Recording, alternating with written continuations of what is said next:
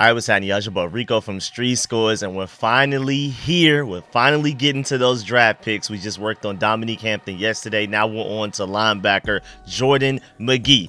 After taking some time watching some film, digging up a bunch of stats, even some advanced stats as well, we're here to break down why the Washington Commanders drafted linebacker Jordan Magee 139th overall. Is he a faster, quicker Dre Greenlaw? We're going to get into his comps. I have one comp for him. I've heard a couple of other comps from other people as well. We also have to dive into his weaknesses and strengths. Of course, we got to dive into his team fit. Where does he fit into this linebacker groom? Is he a day one starter, or is he like somebody that will just have to wait until next year, until after Bobby Wagner is potentially gone? Or can he carve out a role immediately, even with Bobby Wagner, Frankie Louvu, and Jamin Davis already here? We're going to talk about his athletic upside, why his ceiling is like sky high. It's absolutely ridiculous. We're going to dive into all that and more, but before we do, make sure you stiff arm that like button, stiff arm the subscription button, stiff arm the bell next to that subscription button so you get notification each and every time I release an informative and opinionated video just like this one. Make sure you follow the Twitter, the Instagram, the TikTok, the Facebook. We are not playing with content on all of those platforms, and make sure you stay tuned, because not only am I now working on all of the draft picks that we made over the past week, a few days ago, but after that, I'm gonna start working on film sessions for all of the draft picks and notable undrafted free agents, and I want to bring y'all my overall draft review and grade and everything like that. And so make sure you stay tuned for all of that content. I mean, I have so many ideas, so many fun ideas, different windows, different concepts, different stats and things like that. There is no excuse as to why I'm not at least doing 2-3 videos a day. So make sure y'all stay tuned. I'm super excited. I know we don't have like rookie mini camp or anything like that until like another week, a little over a week from now, and then it's gonna be a while before we get to training camp and things like that. But trust me, I got y'all covered, because there's so many things to talk about. It's just about finding the time to get them done. But instead of wasting more of y'all time, man, let's go ahead and dive straight into this video. Let's get it. Adam.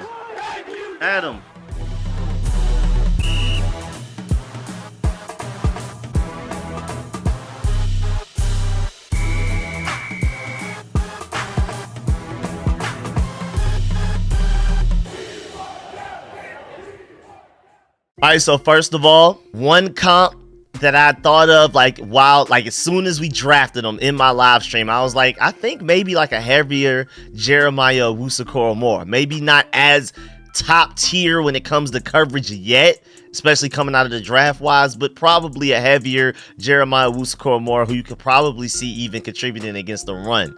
But on top of that, I feel like the most accurate comp for me is Adam Peters' more athletic version of Dre Greenlaw, who we also took in the 5th round. Those are the very eerily similar situations right there, and parallels between those two. They're both linebackers that Adam Peters have now taken in the exact same round, the 5th round. Too many similarities, and the only thing separating them is that Jordan Magee is the same weight, but 3 inches taller and faster, quicker, and just overall more athletic just in general. Which takes me to the point that let's dive into how athletic this guy is.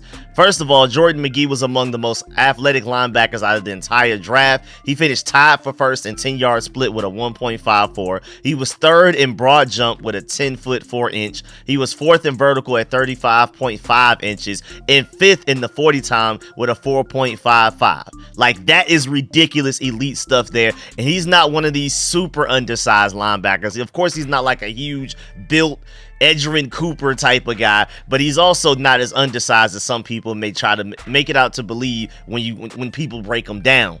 I'm telling you, when you watch him, he's not that small.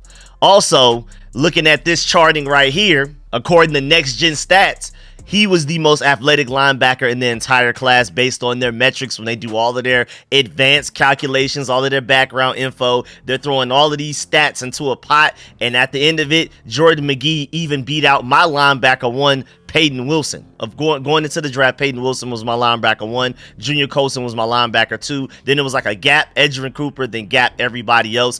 And it's lovely to see that the guy that we actually ended up getting was even more athletic than my favorite linebacker in Peyton Wilson. But he also doesn't come with the injury concerns of a Peyton Wilson. I love Peyton Wilson, but I believe that's why he fell so far in the draft. And Jordan Magee, again, being the most athletic linebacker, like the singular most athletic linebacker in this entire class, only tells you that his ceiling is sky high. We have something to work with here. He has the things that you can't teach, and we just got to work on the things that you can't teach. But he's also not that raw. We're going to get to that throughout this video. It's not like he's just this super high ceiling linebacker that's coming in extremely raw. He's not that at all. He can actually play, at least contribute day one. I'm not necessarily saying that he should start day one, but I think he'll be ready to at least contribute week one way or another. We'll get there when we get the team fit and things like that. But going back to the athleticism, most places when you check his relative athletic score, it's a 9.6, which is still ridiculously high. It would make him the 117th most athletic linebacker to ever enter the NFL since 1987. That is 117th out of 2,889 linebackers. But I saw on the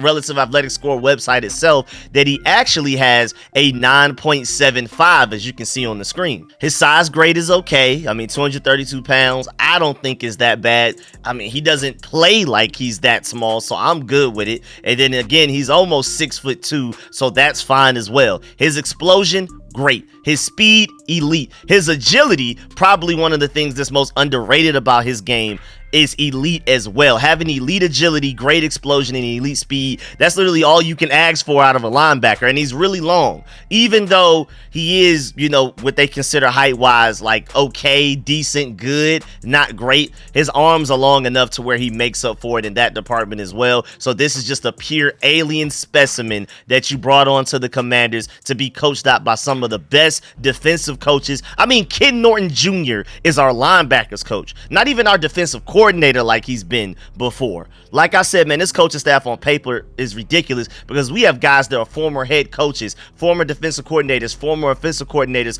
all up and down this coaching staff, just being regular smaller roles like a linebackers coach, like a defensive assistant. Like, it's absolutely ridiculous how much experience and proven development we have in this group. So I just feel like we can always get closer to people's ceilings than we're going to get to their floors, just based off of how ridiculous this coaching staff is. Again, I want to emphasize on paper, but boy, it's crazy. So now when you think about it, with Jordan McGee, you add in Jamin Davis and Frankie Louvu, we probably have the most athletic group of linebackers in the entire NFL. And that was probably by design.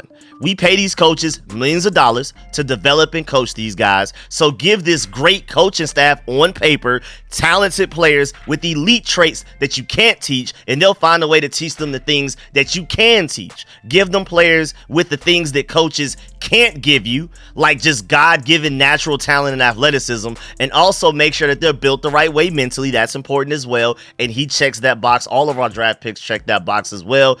And then and then the coach will figure out how to give them the coaching parts of it. But you can't teach what Jordan McGee is great at / elite at. You just can't teach that. Also, what's really underrated about this pick as well is that it shows that this regime finally values linebackers. How about that?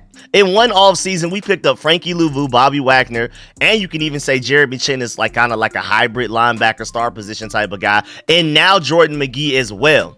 So we went from Cody Barton, David Mayo, and Khaleke Hudson to Bobby Wagner, Frankie Louvu, and Temple rookie Jordan McGee. Come on, dog. I mean, we went from Jamin Davis clearly being our best linebacker to now he's third best at best. Don't be surprised if Jordan McGee steps in and takes off with his elite athleticism, his great instincts that you can already build off of with him coming out of college. He's not a perfect product. He's not a very polished product, but he's not as raw as Jamin Davis was coming out of college as far as knowing the linebacker position, like nuance, instincts, read and react, and things like that. And so also on top of that, with Jamin Davis moving into more of like a Micah Parsons-like role where he's going to be rushing from the edge, he may have gone from linebacker 1 to linebacker 4. Linebacker 3, again, at very best. We're going to go from one of the worst linebacker groups in the entire NFL to at least top 10. At least to me. I wouldn't be shocked if they play at a top 5 level, especially behind that defensive line, but that's another discussion for another day. And with the elite creativity of Dan Quinn and Joe Witt Jr.'s coaching styles to always put people in the best situations to succeed as often as possible, not just relying on people's talent, but also applying a lot of coaching and strategy in there as well. Micah Parsons even said it himself. Yeah, I'm a great player. I'm rewording it. I'm not saying it exactly how he said it, but basically Micah Parsons said something to the extent of like, just just a couple of months ago, while Dan Quinn was out there interviewing for head coaching jobs before we even hired him, Michael Parsons said, yeah, I'm a great athlete, like I'm a great football player, but I feel like Dan Quinn puts me in these situations to succeed as often as possible, like the most possible in any way that I could probably get from any coach out here. And so that's the type of coaching staff that's taking hold of this guy. And on top of that, you bring in Kid Norton Jr. as your linebackers coach. Like, come on, bro. Like, I mean, it's just absolutely ridiculous. And then going back to athleticism, I don't believe any of our draft picks had a relative athletic score below an 8. Nobody actually did. Our boy Mike Sanderstill had an 8 point something, and the only reason it wasn't a 9 or above was just simply because he was so short, and that held him back in his relative athletic score calculations. That's it. Adam Peters drafted pure athleticism with pure high upside. I love it. You spent all of that money in free agency to make sure we have dependable and serviceable starters or rotational guys to fill up every hole that we have, so that we can go into the draft and draft based on ceiling. And again, you pay these coaches millions of dollars to get these players to those ceilings. What are we paying you for if we're drafting high floor, all ready to play right now players that don't need any development? Development is arguably the majority of what a coach is supposed to do. Why am I drafting guys that don't need development? How about we go with the guys that need some development, but their ceilings are way higher? They're far more naturally talented. And if either of these guys, the polished guy or this raw athletic guy, reaches their ceilings, that raw athletic guy is going to be the way better player. Easily the better player. Give me those any day of the week. I'm so happy that Adam Peters is bringing that philosophy here. That's how you go to the Super Bowl within a couple of years after completely failing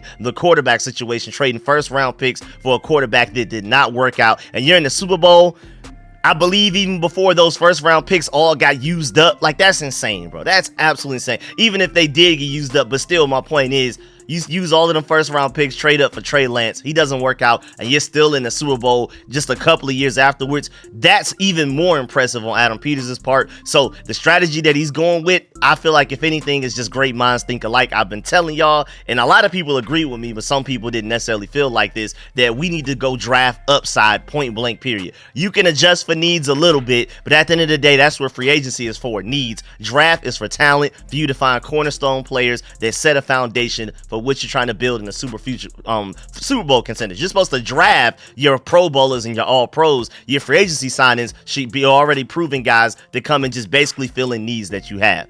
Sorry for that whole tangent. Let's go back to Jordan McGee. Well, first of all, shouts out to Brennan Rupp because he brings up a great point. Jordan McGee has sideline to sideline range and recorded 29.5 tackles for loss over the past 3 seasons. That's absolutely insane.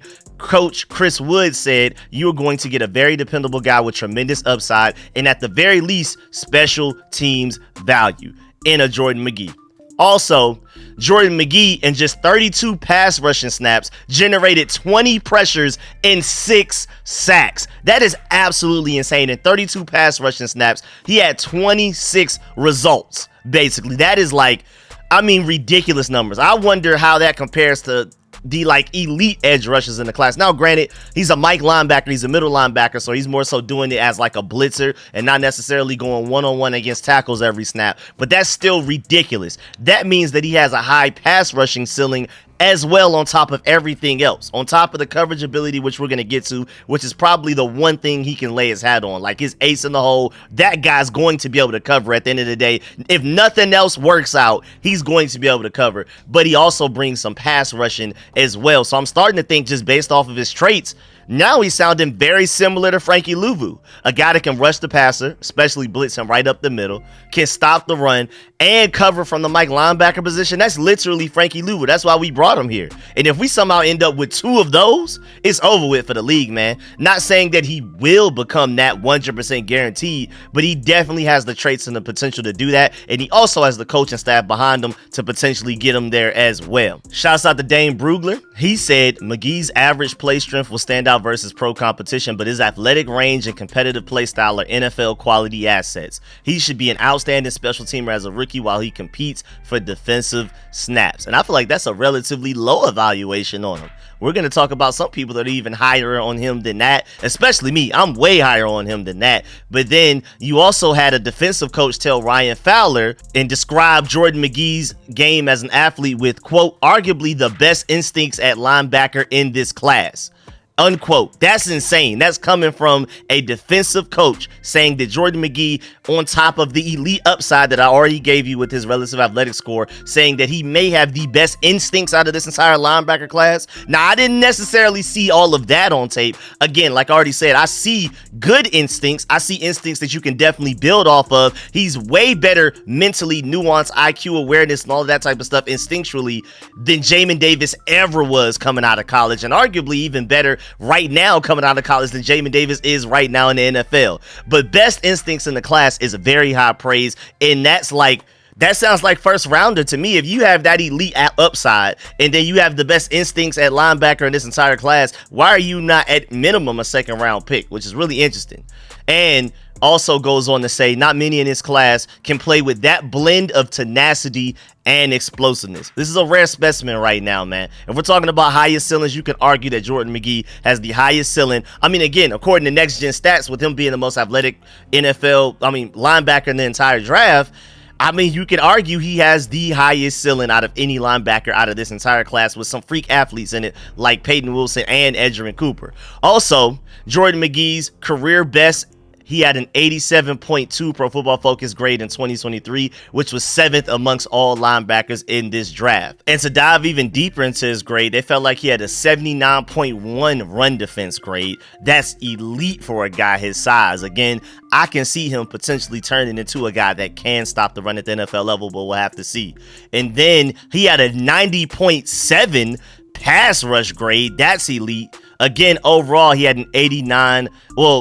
According to Pro Football Focus Washington on Twitter, 87.2. But when you go to Pro Football Focus, they felt like he had an 89.5 overall grade, which is even higher. And then his coverage grade was a 79.8. And I feel like, if anything, that's his bread and butter.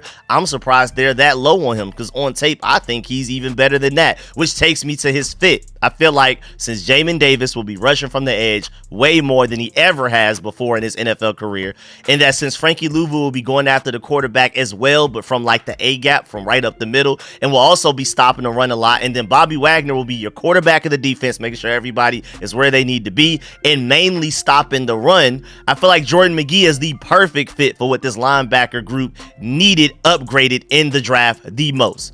I mean, literally coverage. That's what we needed the most out of anything else. Everything else seems to be coverage just about. And I don't know if you peeped what I did there. You know, coverage is covered. You know what I'm saying?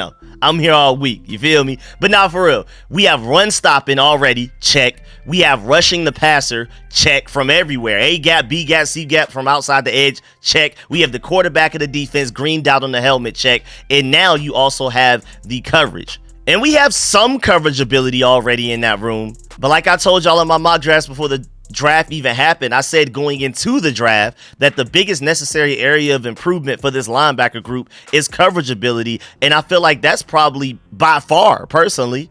And so now that Jordan Magee enters the NFL, that's literally what he's best at, in my opinion. We can slowly develop him into like a Mike linebacker over time, a Bobby Wagner replacement over time, or something like that. But day one, I feel like he can go out there and cover right now. So he's like the perfect puzzle piece in this linebacker room right now for exactly what they needed to improve, like the exact area of expertise where they needed a guy to be great at. He doesn't really step on anybody's toes. You feel me? Like, he only makes their jobs easier. Now everybody else can focus on doing what they're best at, and that drafting Jordan Magee potentially makes everybody else in your linebacker room better because of it. Similar to how signing Bobby Wagner makes everybody around him better, because now nobody else in the linebacker room even needs to worry about calling plays and being the quarterback of the defense and having to stop the run as much as they would have if Bobby Wagner wasn't here. They complement each other so well, man. Jamin, the Micah Sam linebacker type of role. Bobby and Frankie, the Mikes. And then Jordan will be your will linebacker. And again, if you want to throw Jeremy Chin in there as like your star position hybrid linebacker safety type of guy, the athleticism in this room is absolutely ridiculous. We're going from slow Mayo, slow Barton, and slow Bostic a couple of years ago. And I'm telling you, I feel like we're going to catch some teams off guard with the elite athleticism and speed that we have in that linebacker room now. They're going to be confused. Like the offensive coordinators are going to be like, I don't even know how to scheme up against this. They went from being the slowest linebacker room in the NFL to arguably the fastest in just one offseason. That's scary stuff. I mean, your whole game plan and the whole cheat sheet that you have against the Commanders, you might as well just go ahead and rip that up. Now with Jamin Davis at quarterback and this linebacker room on defense on top of everything else that we've improved as well, you literally got to just completely throw away, burn that cheat sheet, because what we look like in 2023 will not be how we look in 2024 at all. I'm not even necessarily saying that we're about to be Super playoff contenders, Super Bowl contenders or anything like that, but at the very least, our weaknesses and strengths going into this season are way different from our weaknesses and strengths last year. I'm not necessarily saying that we improved by a big margin in every way possible, but I can tell you that some of our biggest weaknesses last year are one of our greatest strengths going into this season, which is crazy. I also really like how he was carrying that Temple defense on top of everything else, because he led the team in both total tackles and tackles for loss. And when you're used to having to carry that much of a load in college, when you get to the NFL, especially when you have Bobby on one side of you and then Frankie Louvu on the other and Jamin Davis out there as well, the NFL may seem easier in certain aspects. Not overall easier, of course. There will be some growing pains, especially with the speed of the NFL and how complex offenses are at the NFL level. But at the same time, he definitely has to carry less people onto his back. I'm telling you that at the very least, he's not going to have to carry an entire team. I love it, man. And also, you have CBS Sports. They gave the Jordan McGee pick an A-. They said the Commanders select McGee in the 5th round of the 2024 NFL Draft, 139th overall. The Bobby Wagner signing will be a bridge at the inside linebacker spot while McGee develops. McGee, a Temple product, had 2 seasons, over 80 tackles, and 23 tackles for loss over his last 2 seasons with the Owls. Like several of the off-ball linebackers in this class, McGee is on the lighter side for the position at 228 pounds. He's actually in the 230s, like early 230s, but it is what it is. On a 6'1" frame, closer to 6'2", but okay. But he can fly to the ball with a 4.55 speed. He and Jamin Davis could combine to give Washington an uber athletic linebacking group. I don't know how we're just going to completely ignore Frankie Louvu in that whole breakdown, but it is what it is. And then Bleacher Report, who gave the pick a B, they said Bobby Wagner will man the middle of the Washington Commanders defense this fall. He's the ultimate pro at the position and a future Hall of Famer. Eventually, the soon-to-be 34-year-old linebacker's career is going to wind down. So the Commanders found someone who could study under and possibly eventually replace Wagner and Temple's Jordan McGee. He is an explosive athlete who flies to the ball. And then USA Today gave us a B+ for the pick. They said Washington signed Bobby Wagner in free agency, and McGee could benefit from learning behind the 9-time Pro Bowl player. McGee's athleticism will come in handy in coverage, and he plays hard against the run despite his smaller frame. So I don't know if y'all noticed, but there's a serious pattern going on there with a lot of mentions of Bobby Wagner and basically how people are seeing Jordan McGee as the eventual successor to Bobby Wagner, allowing Frankie Louvu and Jamin Davis to basically stay with their exact same positions and roles that they currently play even after Bobby Wagner leaves. Because right now it's easy to say, Jamin Davis, you rush the quarterback from the edge. Frankie Louvu, you worry about getting to the quarterback up the middle and going in coverage, while you have a Bobby Wagner there to be the quarterback of the defense and to stop the run. But if Bobby Wagner leaves and you don't have a guy that's ready to step in and to be his replacement, that's going to force Frankie Louvu and Jamin Davis to do things that they don't necessarily want to do, and that's going to take them out of their element of basically being the best that they can possibly be at the things that they're best at. And we're hoping, and a lot of people are projecting, that Jordan McGee can basically slide in there. And of course, we're not assuming he's going to literally be Bobby Wagner, but he can take over the Bobby Wagner-like role so Frankie Louvu and Jamin Davis can continue to do what they're best at rather than what Bobby Wagner is best at, which is nice. Not having to be like the true quarterback of the defense, Mike Linebacker, allow them to play fast and think less. Also, Charles Davis of NFL Network even said that Jordan McGee will find a way to become a starter in Washington within 2 years. And hey, man, sounds good to me. And then Brett Coleman himself, before the draft even started, tweeted, "If loving Jordan McGee is wrong, I don't want to be right." So there's a lot of praise out there for that pick. Even just the player himself, people love this guy. Draft guys. Brett Coleman is as much of a draft guy as it gets, especially on YouTube. He loves Jordan McGee. And I even saw a Cowboys fan that wanted the Cowboys to get Jordan McGee was upset that the Commanders got him. I saw it somewhere on Twitter. And hey, if your rivals are upset about a move you made, you probably made the right move. You know, you're probably doing something right if the people that you hate the most, that hate you the most, hate moves that you're making. If they're excited and they're happy, like, that was cute, you know what I'm saying, that little linebacker you got, ain't nobody worried about him, then that's different. But when Cowboys fans are upset, and I'm not saying all Cowboys fans are upset, but I definitely saw a couple that was like, man, how we let them get Jordan McGee? That tells you everything you need to know. Also, Doug Farrar tweeted, the Commanders are revising their linebacker corps with Bobby Wagner and Frankie Louvu, and I'm interested to see where 5th rounder Jordan McGee fits in over time. An undersized player with speed all over the field, he fits in the modern NFL prototype as a guy who can play box to slot, which is really interesting, which goes back basically to my point that I see him as like an elite cover guy at the very least day one, and then I guess we could try to mold him into like the true Mike linebacker over time, hopefully while Bobby Wagner's here as long as possible. And also want to point out the fact that when you're watching his tape, he gets off of blocks way better than you'd expect of somebody of his size. Like when you see 6'1", almost 6'2", 230 pounds, you would think he would be terrible at, mixing it up with offensive linemen and things like that. But he's not afraid to mix it up with those guys at all. Get in all of the clutter, make a run stop. Of course, he's not extremely consistent at it because, at the end of the day, when you are a relatively smaller guy when it comes to the linebacker position and you're going against 300-pound offensive linemen, you're 230 pounds, of course you're not going to win every time, but he's definitely shows a lot more tenacity and aggression than you'd expect of a guy his size. So I think that's something you could build off of. Add a little bit more weight to him, increase his instincts to where he can read the play sooner, to where he can, instead of being squared up with an offensive lineman, he's already to their side and running past them, and now they're trying to lunge at him. That makes a huge difference. That makes up for his lack of size. There's so many ways that we can go about improving his run stop ability, not even necessarily just him getting bigger and stronger, but we'll see. And so all of that makes me think that even though he is a little undersized for the Mike linebacker role right now, I for sure think that he has the potential to grow into being a good to great one day. But again, the beauty of it is we don't have to worry about that for at least a year because we have Bobby Wagner and these other guys. The signing is about, man, that Bobby Wagner signing is about to bear so much fruit, bruh. Like, both immediately in his play on the field, but also future-wise with his mentorship of these younger linebackers around him. Not even just Jordan McGee, Jamin Davis and Frankie Louvu are young compared to Bobby Wagner. He's going to make all of those guys better. I love it, man. And that takes me to what Rick4Commanders on Twitter said that I completely agree with.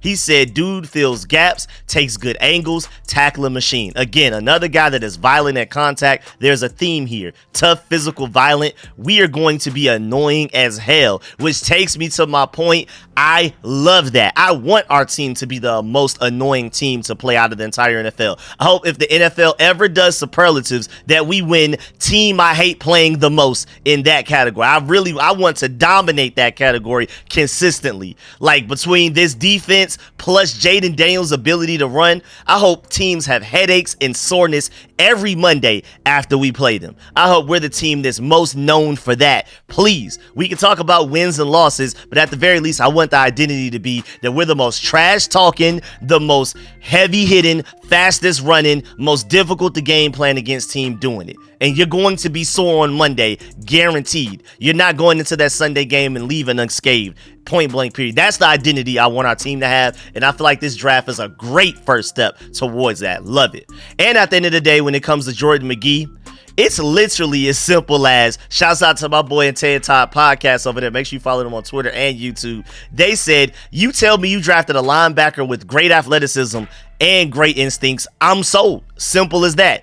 Instincts to know where to be, and then the athleticism to get there. It's literally that simple with Jordan McGee. I'm so excited. And like I said, man, I feel like worst case scenario, he will immediately, at the very least, today, be a great special teams contributor day one until he's ready to take on a bigger role at linebacker on the actual defense, like the actual 11 men on the field on that side of the ball. And he even talked about special teams and talked about why he's elite at it in his draft presser. In his draft presser, he said he's been playing special teams his entire life and feels like that's one of his greatest strengths. His athletic ability, he said, allows him to excel at that. I agree. So again, that's like worst case scenario. We have a great special teams player in the 5th round. You can't really be too mad at that. And I just like how amazing it is that on one side, we have Ben Sinnott learning from Zach Ertz, and then we have Jordan McGee learning from Bobby Wagner and Frankie Louvu. Like, you really can't do better than that. That may expedite his development just from being around those two every day alone. Like, I'm just super excited about the setup for this.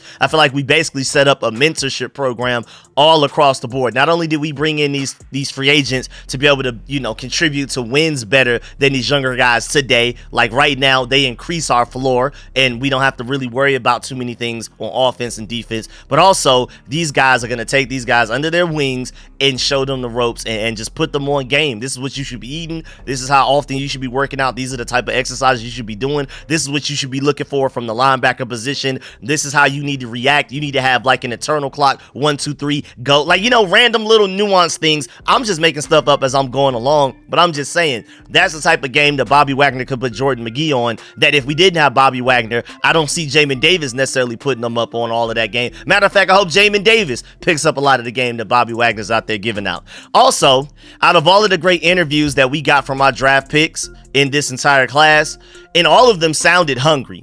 But you could argue nobody else sounded hungrier than Jordan McGee, man. It sounded like he was willing to sacrifice whatever it takes to become a great football player at the next level. So if there's one guy out of this entire draft class full of team captains that you don't have to worry about giving their 110%, is Jordan. From diet to workouts to film study to putting in extra hours, anything it takes, this guy is ready. And just like I briefly mentioned, he is a team captain.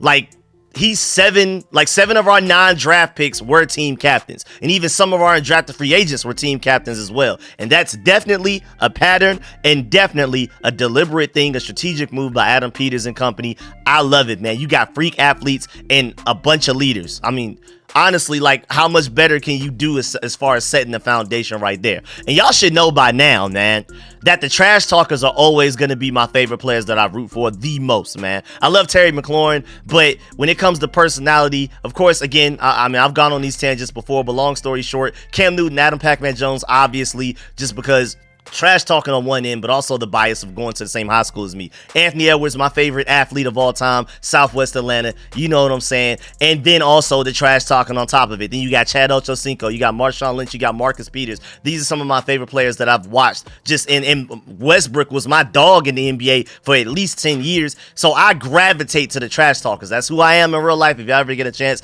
to ever do anything competitive with me, even if it's something as small as just throwing a frisbee or playing video games, basketball, whatever, that's just who I am. Like, literally just picture Anthony Edwards. I mean, that's how me and my friends are. I mean, it's crazy how relatable he is. But takes me to my point that you can even see Jordan McGee's trash talking on tape. Like, after he hits and tackles people, you can see him popping his stuff over the player. Like, yeah, I did that. You know what I'm saying? Don't come over here with that again, because I'm gonna get that to you again next time. You better learn you know what I'm saying? I love it. You can see like his helmet moving up and down. And personality and trash talking play a much larger role in how much I like a player than their actual skill. I'm sorry, that's just who I am. That's how I stay interested in sports. It's way more who the person is, like, as a personality, as a mentality, than what their actual skill level is. So you don't even have to ask. Jordan McGee is one of my favorite players that I'm rooting for the most out of this entire draft class, just off of that alone. I want him to develop and ball out as soon as possible so he could be on the field more and be able to talk as much trash as possible because he's on the field more. So, hey, man, I'm rooting for that guy to develop as quickly as possible. Go ahead and expedite that process so I can get some more trash talking on that field. And then on top of that, I think I saw that he had a grill in his mouth. So yeah, nah, man. Best pick in the entire draft class. I don't care. Biggest steal out of the entire draft, out of the entire NFL. I'm sold just on the personality and the aesthetic, man. That's literally my type of football player. If you were ever wondering that, trash talking with a grill in his mouth, come on, man. George Pickens, arguably one of my favorite Georgia Bulldogs of all time. I'm a diehard Georgia Bulldog fan. Matter of fact, if you wanted to see it, I got it just in case y'all somehow missed it. George Pickens' personality immediately skyrocketed him up to like top 5 Georgia Bulldogs, and he barely even played a full season for his entire college career. Also, I love how Lance Newmark had his post-press draft press conference, and he said that Jordan McGee fits the Commanders mold. And I was like, okay, what's that? What's that one? Like, I love the sound of that. We have a mold now. We have a type already. When and where we get one of them. Like, I love that. This rebuild is already in fast forward. Boy, I'm trying to tell you. You know what I'm saying? I love how that sounds. The Commanders mode. We have a Commanders type. That guy over there looks like a commander. That guy over there plays like a commander. I love the sound of that. And Jordan McGee is one of the mascots of that mode. I love it, man. One of the prime examples. Let's get it. That has me even more excited about him than everything else. Me watching his tape, me watching his own interview already had me hype him. Trash talking, having the grill. But then once Lance Newmark said that, I'm like, okay. Favorite pick of the draft, man. I don't care what y'all say. I don't care. Just off of the trash talking and the grill alone, man. But yeah, man, that's the end of this video. Please get in the comment section. Let me know how you feel about everything discussed in this video. Please stiff arm that like button, stiff arm the subscription button, stiff arm the bell next to that subscription button so you get notification each and every time I release an informative and opinionated video just like this one. Of course, I would love to know what y'all feel about this player right here. How do you feel about everything I said in this video? Do you agree or disagree with any of my points? Are you as excited about Jordan McGee as I am, even if it's not even just like the personality in the grill? How do you feel about his talent? Of course. Also, make sure you do not leave this video without leaving a like. And also, if you're not subscribed, I don't know what you're doing, because you need to stay tuned, because I'm spamming y'all with at least 2-3 videos a day. We're working our way through up this draft class. I may stop in the middle of it. Maybe after this video, I'll get to some of my other topics. Like, I have a Rico report I've been working on with a lot of interesting information that's coming out. Like, even some interesting update on RFK, on that stadium and everything. Like, I have so many things to talk about. We may stop here with this, get to a Rico report, and then come right back with the Luke McCaffrey pick afterwards. So make sure you stay tuned. I'm really excited. I really appreciate y'all. Make sure you do not leave this video without leaving a like, and also do not leave this video without leaving a comment, even if it's just a arm emoji, a flame, or 100, whatever. Do not leave this video without engaging. I really appreciate y'all. I'm gonna try my best to try to read and reply to as many comments as possible, but I'm gonna be very busy today, so I'm gonna try my best to go ahead and, you know, try to get to y'all in the comment section, and then I'm gonna go ahead and start working on my next video that will come out later this evening / tonight. So stay tuned for that. And of course, if you're a channel member, you already know film sessions on the way for y'all as well, for all of these draft picks and undrafted free agents as we lead up to training camp. I'm super excited, and man, I really appreciate y'all, man. Catch y'all later. I'm out.